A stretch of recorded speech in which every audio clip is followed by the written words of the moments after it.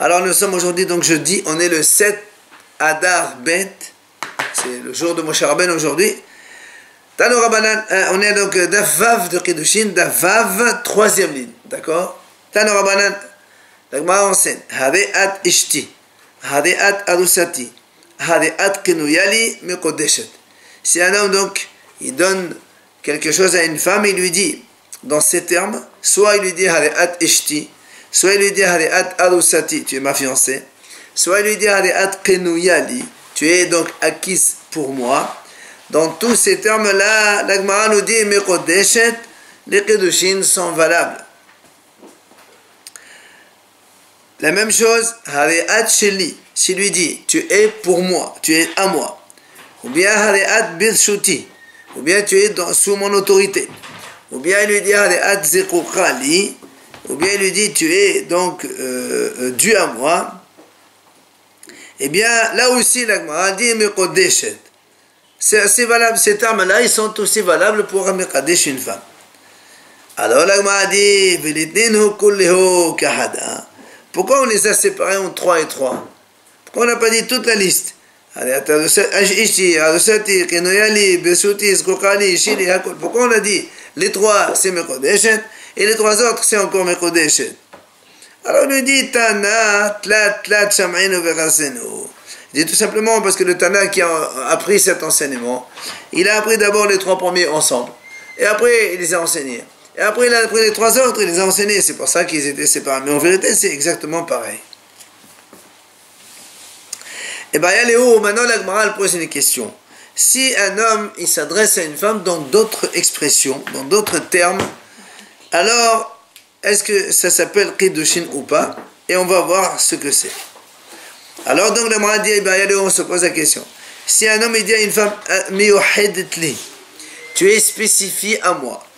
Ou bien Maho. La Gemara dit est-ce que c'est valable ou pas comme terme? Ou bien il lui dit Miyo'edetli. Maho. Miyo'edetli, c'est-à-dire prête pour moi. C'est le terme qu'on utilise quand un homme il achète une esclave juive et après il veut se marier avec elle. Ça s'appelle Youd. Est-ce que c'est valable pour une femme aussi normale? Aizrati. Maho. Si un homme il dit à une femme tu es mon aide. Aizrati. Parce que dans la Torah, c'est marqué Aezer Kenerdo. Aezer, Hachem dit je fais un homme. À l'homme, je lui fais une aide. Donc cette femme, elle est censée aider l'homme, donc son mari. Est-ce que quand il lui dit en ces termes-là, c'est valable ou pas? Nirdati, Mao. Là aussi, parce qu'il y a marqué Aezer Kenerdo. Kenerdo, c'est-à-dire ce qui me correspond. Est-ce que c'est valable comme terme ou pas? Ou bien lui dire Atsurati, Mao. Atsurati, ça veut dire tu es comme Atzeret, c'est-à-dire rassembler avec moi. Tselati, Mao, si quelqu'un dit tu es ma côte, puisque Hachem il a pris, donc il y a marqué le pasuk qui dit comme ça, Hachem il a pris une des côtes de l'homme et il l'a transformée en femme. Alors si un homme il dit à la femme tu es ma côte, la côte c'est donc l'une des côtes de l'homme, d'accord? Est-ce que c'est valable comme terme ou pas? Segurati Mao. Quand il dit Segurati, Segurati ça veut dire tu es fermé, enfermé avec moi, on est tous les deux ensemble. Tahti Mao. Si quelqu'un lui dit Tahti, tu es à ma place. Ou enfin, il lui dit Tefusati Mao. Tefusati, ça veut dire c'est comme attraper avec moi. Enfin, les Kohati Mao. S'il lui dit tu es les Kohati, tu es mon achat, je t'ai acheté, est-ce que dans tous ces termes-là, ça s'appelle les Kiddushin sont valables, oui ou non? Via la Gemara dit Pshut meha hada. Avec tous ces termes qu'on a posés comme question, on peut déjà répondre à une. Lequel ou laquelle? Détania, il y a une braïta qui dit Ha-omer le Kohati, ha-lezo mekodeshet meshum shene'eman ki yekach ish isha. Il lui dit, puisqu'on a dans la Torah l'expression ki yekach ish isha, qui signifie donc Kiddushin, alors quand il lui dit les kohati qui viennent du même verbe yekach, ça c'est valable, on peut répondre que c'est valable. Sous-entendu que les autres, on n'arrive pas, on ne répond pas. Puisqu'il dit, il y en a une déjà, je peux te répondre, ça veut dire que les autres, je ne réponds pas. Eh bien, allez où? L'Agma pose une autre question. Harufati ma'u. Alors, harufa, ça vient du mot shifha harufa. C'est quand on a une servante qui est moitié libre, moitié esclave. Quand un homme il se marie avec elle, ça s'appelle shifha harufa. Alors, si un homme dit à ça à une femme normale, il lui dit voilà, harufati, allez, at harufati. Est-ce que c'est valable ou pas? T'as un schéma. L'Agma a dit, viens, on répond. Détania, ha'omer harufati miqodeshet. Sheken bihuda koden anusa harufa. L'Agma a dit, voilà une braïta qui dit, un homme qui dit à une femme, tu es harufati, c'est valable, elle est miqodeshet. Pourquoi, tu sais? Parce que dans la région de Yehuda en Israël, la fiancée elle-même, on l'appelle harufa. Une fiancée aroussa, on l'appelle harufa. Donc c'est la même chose. Alors, l'Agma a dit comment? Yehuda haviaruba de alma. Dit comment? Parce qu'il y a une région à Yehuda qui est pas comme ça. Tu vas donc généraliser à tout le monde entier. Ben, dans les autres régions, harufa, c'est harufa, ça ne veut pas dire fiancé. Comment tu peux me dire comme ça, hein? Alors, l'Agma reprend. Voilà comment il faut lire. Ha'omer harufati miqodesh. Celui qui dit harufati, alors c'est valable comme kedushin, comme expression de kedushin. Et l'Agma ramène ici le pasuk shenemar vihi shifha neherefet liish. Puisque justement, ce pasuk, ce mot harufa, il existe dans la Torah en tant que shifha neherefet. Et neherefet, ça veut dire elle est mariée avec, donc, c'est une shifha harufa, donc elle est mariée déjà réservée pour un juif. Et encore j'ai une autre preuve. Dans la région de Yehuda, la fiancée, on la qualifie de harufa. Donc il y a deux raisons. Alors l'Agma dit l'Agma dit je comprends pas. Tu m'amènes d'abord un pasuk. Après tu me dis et en plus dans la région de Yehuda. Si on a un pasuk, j'ai besoin encore d'un soutien de Yehuda. Quand on a un pasuk, c'est formel. Il n'y a plus besoin de rien. Alors c'est pour ça qu'il dit Ela haqiqa amr. Ha'omer harufa bihuda miqodeshet. Sheken bihuda koden harusa harufa. Alors on m'a dit non, voilà comment il faut corriger. Celui qui dit à une femme dans la région du Yehuda, il lui dit Areat harufati. Alors là-bas dans la région du Yehuda, l'imqodeshet. Tu sais pourquoi? Parce que là-bas dans la région du Yehuda, on qualifie la fiancée comme le mot harufa. C'est pour ça que c'est seulement là-bas où c'est valable. Ça marche que à Yehuda. Oui. On ne demande pas l'avis de la fiancée si elle est OK ou pas? Non, dans tous les cas, on suppose que la fiancée est d'accord. Ça va de soi. Sinon, de toute façon, quand il va la fiancée, il va lui donner quelque chose, obligatoirement. Alors, si elle n'accepte pas, il peut aller prier jusqu'à demain. Non, on est dans les cas où ils sont d'accord tous les deux, mais ils lui emploient un terme différent de ce que nous on connaît. Alors l'Agma a dit, l'Agma a dit toutes ces questions que tu poses maintenant, de quoi tu parles?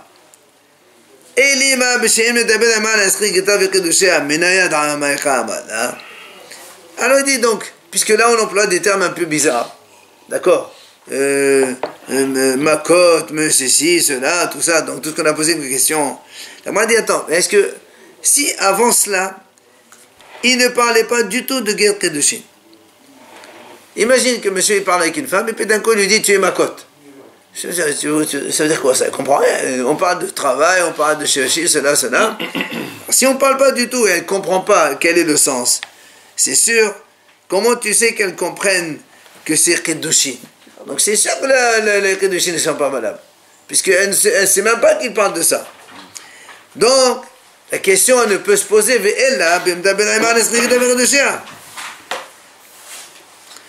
Donc on est obligé de dire que là, le monsieur, il est en train de parler avec cette femme-là. D'accord? À propos de Kiddushin, à propos de mariage. D'accord? Alors, l'Agma a dit dans ces cas-là, même s'il lui a pas dit un de ces termes-là, elle est quand même Kodeshet. Pourquoi? Parce que nous avons une mission, on la verra plus loin. Ditnan.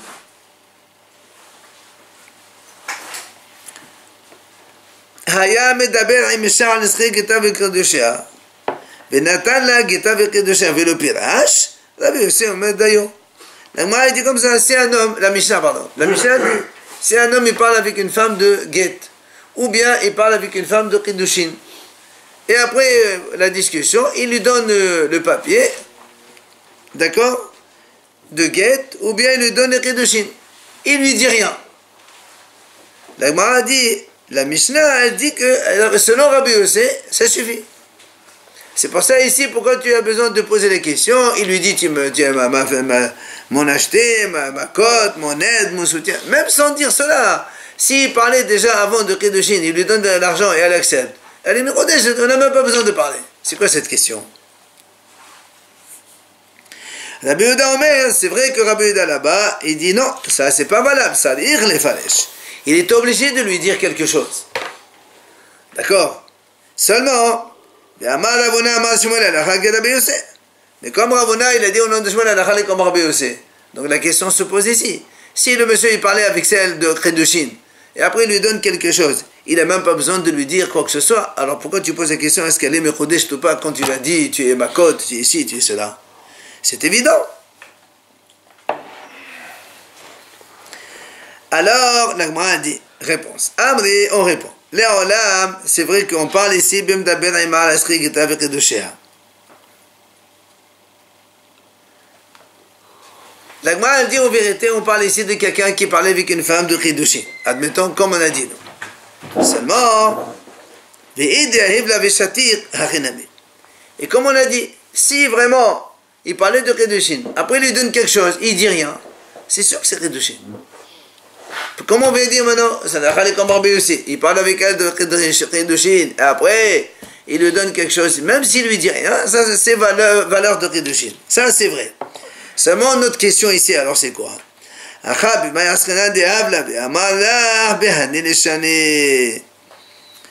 Il dit, ici notre problème justement, c'est parce qu'il lui a dit quelque chose. Et donc il parlait de Kiddushin avec elle, il lui donne quelque chose, après il lui rajoute ce terme-là qu'on a dit dans tu es ma côte, tu es mon fermé, tu es mon aide, tu es ci, cela. Alors comme il a rajouté, c'est ça notre question.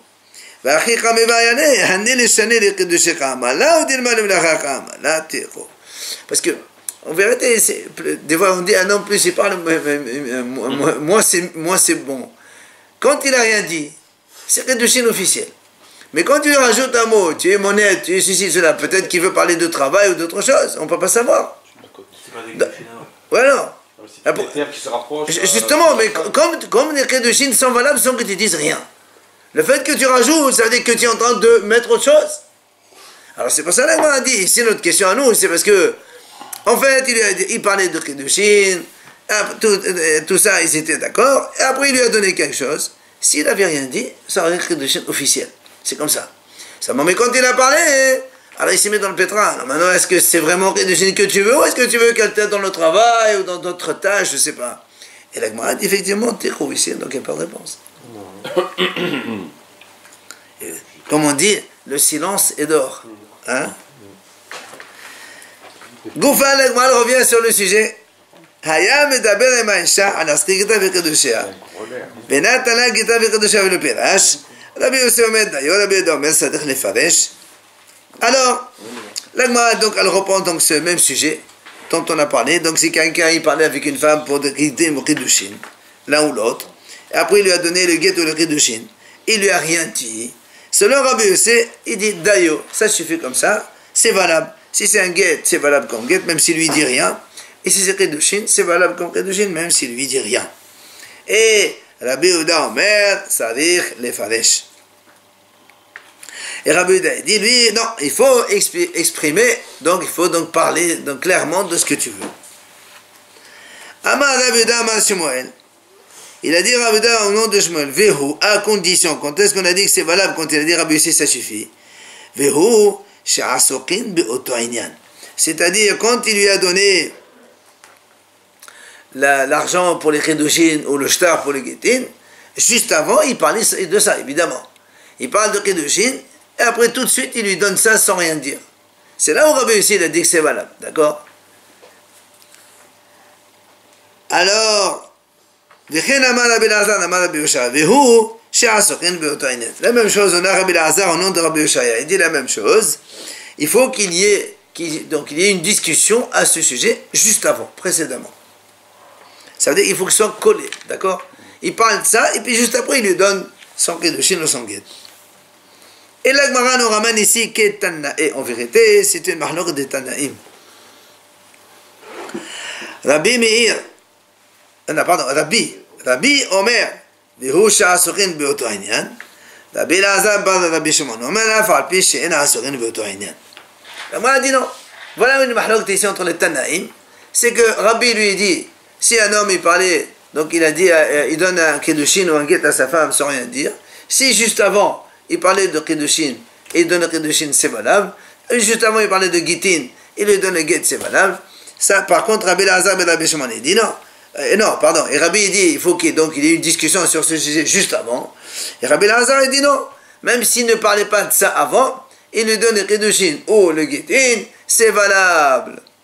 C'est là où l'Agmara dit, l'Agmara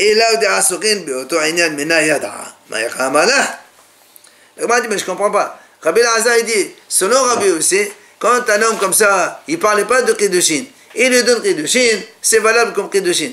Mais s'il ne parlait pas de Kiddushin, comment on va savoir c'est Kiddushin ça? Il n'y a pas d'écrit. Pour l'instant, il n'y a rien ici. Il lui donne 50 €. Il lui dit voilà. Et le Rabbi aussi dit c'est bon, ça suffit. Ça suffit. Il ne parlait pas de ça. On ne parle pas de Get, laisse tomber le Get pour l'instant. Kiddushin, prends le cas simple. Et même le Get, il faut qu'il lui dise quelque chose. D'accord? Comment elle sait de quoi il parle? S'il lui donne sans rien dire, comment elle sait que c'est valable? Elle prend, elle dit merci, c'est terminé. Non, mais c'est pas Mekodesh.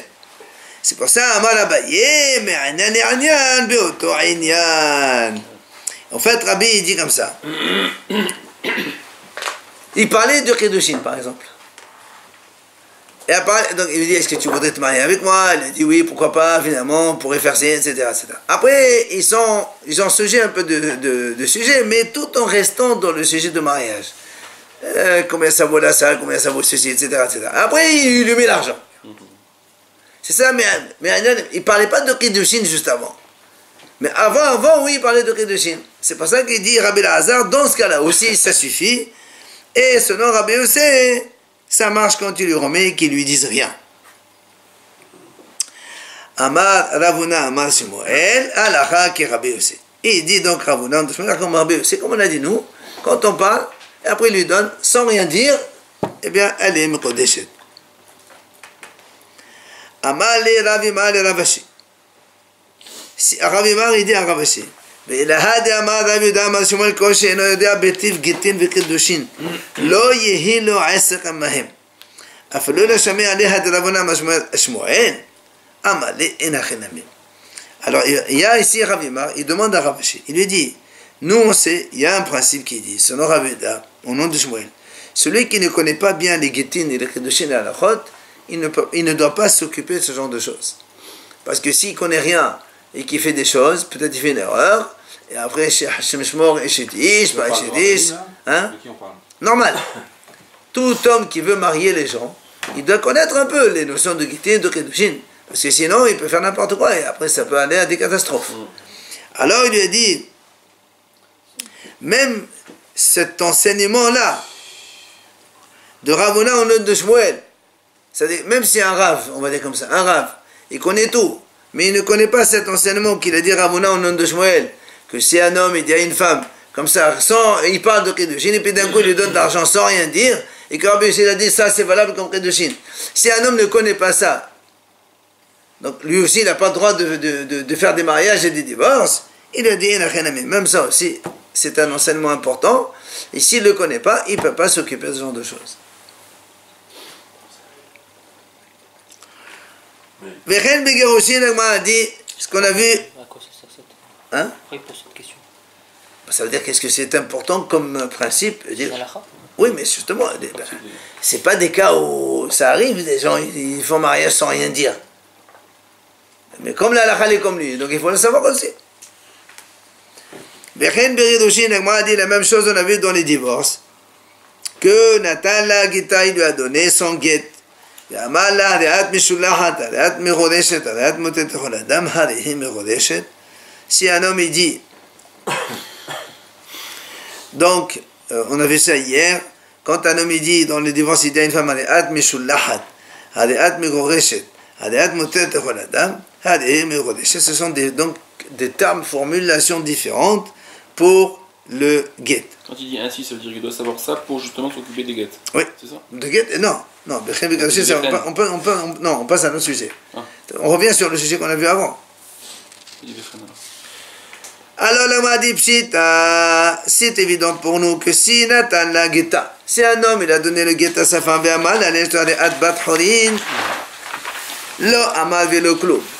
c'est un homme, il donne un guet à sa femme, il dit voilà, tu es libre.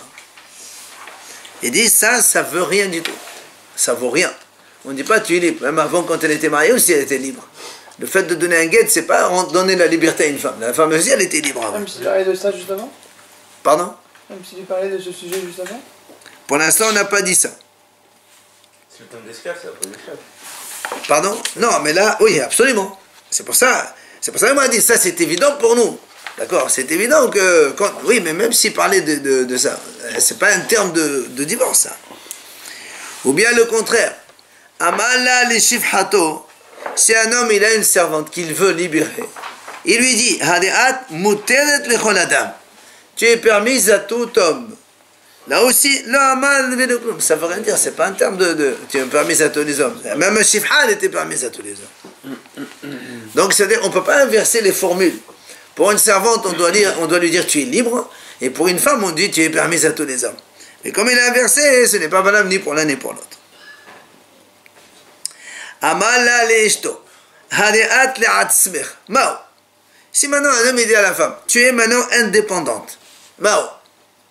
Le'atzmech, ça veut dire tu es pour toi. Voilà, on va traduire mot à mot, c'est mieux. D'accord?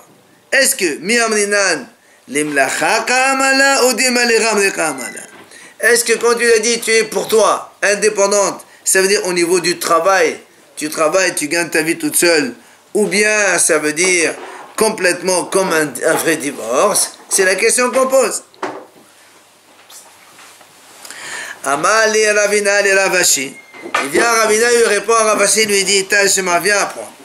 Détania, la Bretagne dit comme ça. Goufo shel get shehdud, hade ata ben horin, hade ata le'atzmecha. Quand quelqu'un il donne un acte de libération d'un esclave, il lui dit hade ata ben horin, voilà tu es libre. Il lui dit justement cette phrase chez nous, tu deviens indépendant. D'accord, c'est la même expression que nous on pose pour le guet.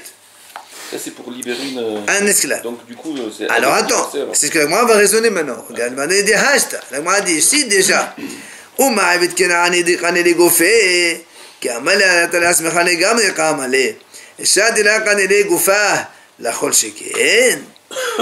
si déjà un esclave, en principe, quand un homme il achète un esclave, l'esclave il appartient intégralement à son maître. D'accord? Et malgré tout, quand il lui dit tu es pour toi, ça veut dire qu'il est libre. Maintenant, la femme, quand elle est mariée, elle n'appartient pas corps et âme à son mari. Le corps de la femme, il n'est pas acquis. C'est un mariage, c'est association. A fortiori que s'il lui dit, l'esclave, le maître, il domine tout. Il peut disposer de ses esclaves comme il veut. S'il veut lui enlever un bras, il a le droit. Non, pas faire du mal, on n'a pas dit de faire du mal. Mais il est, non, ça veut dire qu'il est sous son autorité. Tu fais ce que je te demande. C'est tout. Tu es soumis 100%. Alors que la femme, elle n'est pas... La femme, c'est pas considéré Goufour Kanouïla. Je n'ai pas acheté son corps. On ne peut pas disposer du corps d'une femme comme on veut. Enfin, de la personnalité de la femme aussi. Alors, c'est pour ça, a fortiori, que quand il dit tu es indépendante, que ça marcherait. D'accord? Autre chose. Amal les Ravina, les Ravashi. Ravina, il dit à Ravashi. Amal les Avdo en ne aisirbach. Maï. Si un homme, il dit à son esclave pour le libérer, il lui dit, voilà, je n'ai plus rien à faire avec toi. Je n'ai rien à faire avec toi. Alors il dit, Maï, qu'est-ce que c'est?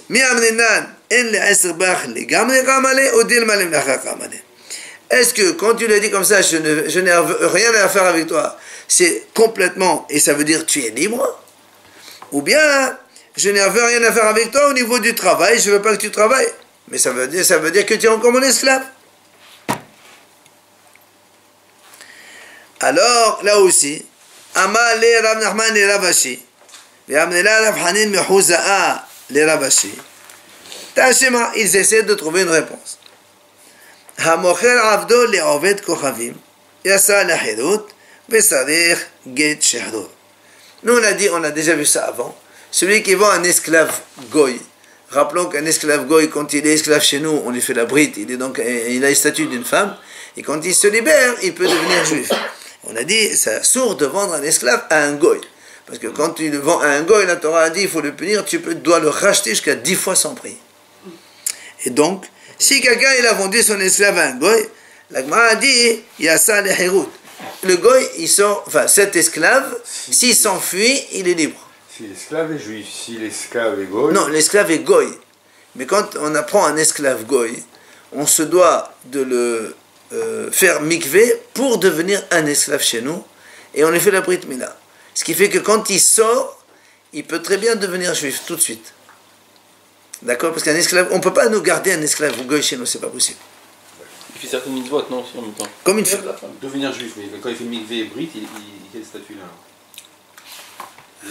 En tant qu'esclave, il n'est pas juif encore. Ah. C'est un esclave goy. Mais Mikvé, brit, après, qu'est-ce qu'il dit? après, il est juif, ça y est. Il accepte, c'est bon. Maintenant, on a dit, donc on a dit qu'il doit quand même avoir un acte de libération. Parce que quand on a dit, et celui qui est un esclave à un goy, il sort en liberté. Ça veut dire quoi, il sort en liberté? S'il s'enfuit du goy, le maître, il ne peut plus le reprendre. Il est libre. Parce que tu as vendu un esclave, tu n'as pas le droit, alors on t'enlève. Mais quand même, on dit, il faut un acte de libération du premier maître. Alors, Ahmad Abban Shimon Gamliel, il a dit, quand est-ce qu'on a dit qu'il faut un acte donc, de libération de son premier maître? Chez le Katabala, oh non, parce qu'il n'a pas écrit un acte pour lui. On a vu ça avant, Aval Katab Ala Ono. S'il lui a écrit un acte, c'est ça la libération. L'acte, c'est quoi? C'est la libération. Il est vendu au goy, non? Oui. Mais c'est ça l'acte de la libération. Et justement, des fois tu peux le vendre sans avoir acheté.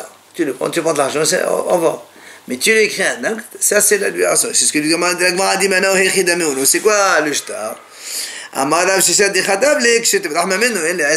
Justement, il lui dit, si tu t'en fais du goy, je n'ai plus rien à faire avec toi. Et ça signifie donc libération.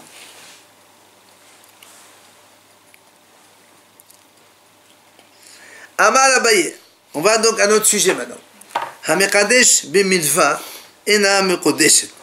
Imaginez un homme, il a prêté de l'argent à une femme étrangère. Il a prêté maintenant 50 €. Un jour, il vient et il dit, voilà, tu es mekodeshet li avec la dette que tu me dois. C'est comme si moi je te donne 50 €, c'est la même chose. La Gemara dit, elle n'est pas mekodeshet. Les kodeshim ne sont pas valables. Parce que quand on est mekodesh chez une femme, on se doit de lui donner quelque chose. Et là, comme il lui a rien donné maintenant, c'est vrai qu'il lui a donné il y a une semaine ou un mois, mais l'argent il a été dépensé. Il ne lui a pas donné maintenant. Alors ça ne marche pas. Elle est d'accord? Même si elle est d'accord. Ça ne marche pas. S'il lui donne, il lui dit voilà. S'il lui donne maintenant, il n'y a pas. Non, tu lui donnes. Il lui dit si tu ne me rends pas, tu es mes kodej. Quand il lui donne le jour même, il lui donne. Il lui dit voilà, je te prête 50 €. Si tu ne me les rends pas, tu es mes kodej. Tu ne me les rends pas, c'est égal. C'est Je sais pas si je peux le proposer. Il lui prête 50 €. Il lui dit voilà 50 €, si tu ne me les rends pas, tu es mes kodej. Je les ai acquis en fait. Le jour même où il lui donne l'argent. Eh bien, il lui donne. Il lui prête l'argent. Elle veut quoi? Elle veut prêter de l'argent. Mais non. Vous avez dit qu'il a pris 50 €, non? Oui, la semaine dernière. La semaine dernière. Maintenant, il vient et il lui dit ça. Le jour même où il lui donne les 50 €, je lui dis voilà les 50 €, si tu ne me les rends pas, tu es mes kodej. Le jour même. Si tu ne me les rends pas les Mekodesh, elle accepte, elle est Mekodesh, c'est normal, c'est plus un prêt maintenant. S'il lui dit tu ne me les rends pas, tu es Mekodesh. Si elle lui rend, elle est plus si elle ne veut pas, elle ne veut pas. Elle lui rend l'argent et dit non, je ne fais pas. Maintenant, Abaye continue, et c'est ça la nuance. Il rend le shtarhau le jour où la date d'échéance. Imaginons qu'elle a écrit un shtarhau. Très bien. Bien, il lui donne quelque chose, il lui rend son shtarhau sans rien demander en retour, donc il donne quelque chose comme la Kodeshut. Le shtarhau, c'est quand on marie une femme. En général, on le déchire, lui rend son truc, après elle fait ce qu'on veut. Mais non, justement, il faut donner quelque chose. Là, tu n'as rien donné. Il lui a donné son shtarhau. Shtarhau, c'est pas de l'argent, il faut de l'argent. Reçu. C'est pas reçu, c'est pas grave. Il faut de l'argent. Les 50 euros qu'il a prêté. Il faut de l'argent. Il faut de l'argent ou Shavek Kesef. Un shtar, c'est pas Shavek Kesef. Bahana'at milva mikodeshet ve'asul la'asot ken mepnei alamat ribit. Alors regardez maintenant ce que dit la Gemara. Regardez ce que dit Abaye. Maintenant, si un homme il est mekadesh une femme avec hana'at milva. C'est quoi hana'at milva? C'est un profit d'une dette. Elle est mekodeshet, mais c'est assourd de faire ça parce que c'est une triche comme si il y avait des intérêts dedans. Alors, la Gemara va nous expliquer ça veut dire quoi un profit de milva. Qu'est-ce que ça veut dire? Et ma première hypothèse. Des asqafa, c'est-à-dire, il lui a prêté de l'argent, mais des amal al-bar bahamisha. Imaginons, il a dit voilà, je te prête aujourd'hui 400 euros, tu me rembourses 500 euros, c'était la semaine dernière. Maintenant, il lui dit, qu'au lieu de me rembourser 500, tu me rembourses que 400. Je te pardonne les intérêts. Les intérêts, c'est assaut. Ah, c'est ce que le Gemara a dit. Elle m'a dit ça, ça c'est du vrai ribit, ça veut rien dire ça. Nous on a dit, il y a haramat ribit, ruse de ribit, mais ça c'est pas ruse de ribit, ça c'est une ribit claire, franche. Ve'od haynu milva. Mais là aussi, c'est une milva, parce qu'elle lui doit 100 en plus. Il lui pardonne les 100 qu'elle lui doit en plus. Donc ça reste encore une idée, c'est assourd. Donc qu'est-ce que tu m'apprends là? C'est quoi un ad milva que Abaye parle? Il dit non. Là, c'est les khadal, il dit en fait, c'est comme ça. Imaginons, il lui a prêté maintenant 200 euros. Il dit, tu me les rends, par exemple, à Purim. Voilà, à Purim, tu me les rends. Il vient à Purim et il dit, écoute, tu es mécodé chez lui, avec cet avantage, je te laisse encore 1 mois pour me rembourser. D'accord? Au lieu de me rembourser aujourd'hui, ça marche. Hein. Attends, justement. Et donc, tu me rembourses à Pessah, 1 mois encore. En général, alors pourquoi me redéchète? En général, quand les gens ils ont une dette, s'ils n'arrivent pas à payer, ils vont chez leur créancier et ils disent écoute, je te rajoute 5 euros ou 10 euros, tu me laisses encore un délai de 1 mois, 2 mois, 3 mois. C'est pas intérêt. C'est ruse de ribit. C'est pas intérêt ça. C'est pas intérêt. Plus les mois est court et plus c'est ça les intérêts. Non, les intérêts. Moi, je dois te rembourser aujourd'hui. Oui. Il n'y a pas d'intérêt, il n'y a rien du tout. Je demande un délai supplémentaire. Non, l'intérêt, c'est quand dès le début, tu dis, voilà, pour chaque mois qui passe, tu fais tant d'intérêt. Ça, c'est intérêt. Mais là, il n'y a pas d'intérêt, parce que si tu me payes... Normalement, tu es obligé de me rembourser aujourd'hui, monsieur. D'accord, je n'arrive pas à te rembourser. Je reste toujours sur le même montant. Je ne peux pas te payer des intérêts. Je ne te demande pas des intérêts. Tu es obligé, ou tu me payes maintenant, je te fais une saisie sur tes biens. Si tu veux pas, tu me donnes ces 10 euros de plus et je te laisse un autre intérêt. C'est ce qu'on appelle, non, c'est haramat ribit. Voilà, c'est ça la ruse de ribit. C'est ça la ruse de ribit. Si elle est passée 10 euros de plus, le fait de donner 1 mois de plus, c'est c'est ça la ruse de ribit. Et c'est ça que, avec ça, c'est Mekodeshet, parce que Mekodeshet, il lui dit avec cette somme que tu dois me donner pour que je t'élargisse encore le délai, ne me les donne pas, je te les fais cadeau, maintenant. Et donc c'est comme si qu'il lui a donné maintenant 5-10 euros. Maintenant, c'est pas un précédent. Et elle est Mekodeshet. Voilà pourquoi elle est Mekodeshet. Il n'y a pas parlé du délai, il n'y a pas parlé d'argent là. Amarava. Mais si, il non, il a dit je te donne un délai d'1 mois. Mais quand on élargit le délai, ça coûte de l'argent, ça. C'est ça. Donc ça marche, ça. C'est ce qu'il a dit, Amarava. Écoutez ça maintenant. Et l'achmané al-minel chet un homme il dit à quelqu'un, voilà 100, je te donne cadeau à condition que tu me le rendes. Ce qu'on appelle matana al-menat hazir. Alors, il dit, si c'est une vente, ça ne marche pas, évidemment. Si moi je te vends, imagine, je vais chez quelqu'un, je vais acheter je sais pas moi, une montre. J'ai dit voilà, je te donne ça à condition que tu me le rendes. Évidemment, si je te donne qu'il me le rende, j'ai rien acheté. La même chose, si j'ai une femme, tu dis à une femme, voilà, elle est mekodeshet avec ses 100 euros, mais à condition que tu me le rendes. Ça peut être un il n'y a pas de traduction ici. La même chose, un monsieur qui va racheter son fils, il dit au Kohen, voilà les 5 slaim, mais à condition que tu me le rendes. Le fils, il n'est pas racheté. Mais si il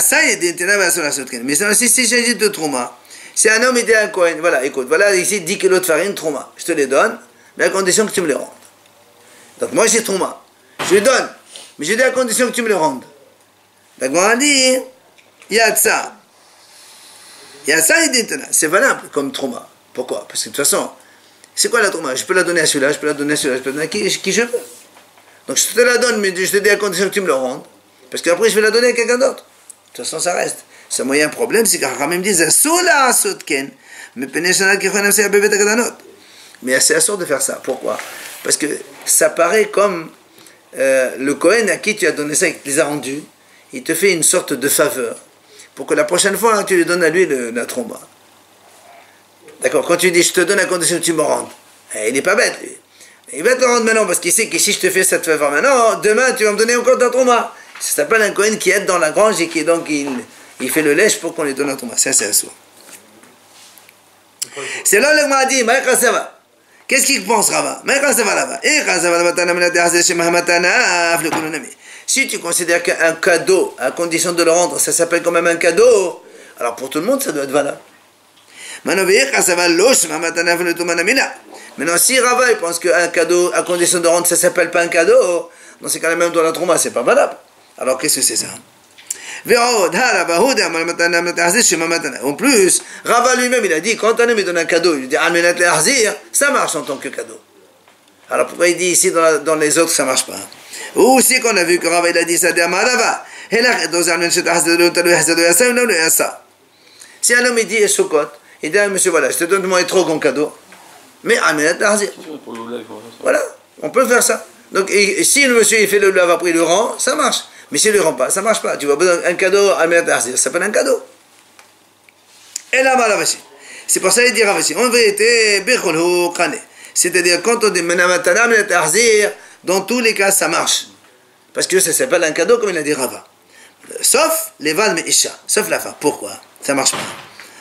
Les filles, c'est parce qu'une femme, ça ne s'acquiert pas avec Halipin. On a dit une femme, ça ne s'acquiert pas avec un souda, avec un souda. Or, quand tu dis à quelqu'un, voilà, tu me Kodesh avec cet argent, mais quand tu sais que tu me le rends, en fait, c'est un. Elle n'a rien eu, elle n'a rien pris en échange. D'accord? C'est pour ça que ça ne marche pas. Elle a pris l'argent de la femme. Et ouais, elle l'a rendu. Et dit, on a enseigné aussi au nom de Rava comme toi. C'est-à-dire, dans tous les cas, Matana, ça marche, sauf avec la femme, ça ne marche pas, parce que ça s'appelle comme Kinan Halipin, et donc, c'est Kinan Soda, et ça ne marche pas. D'accord.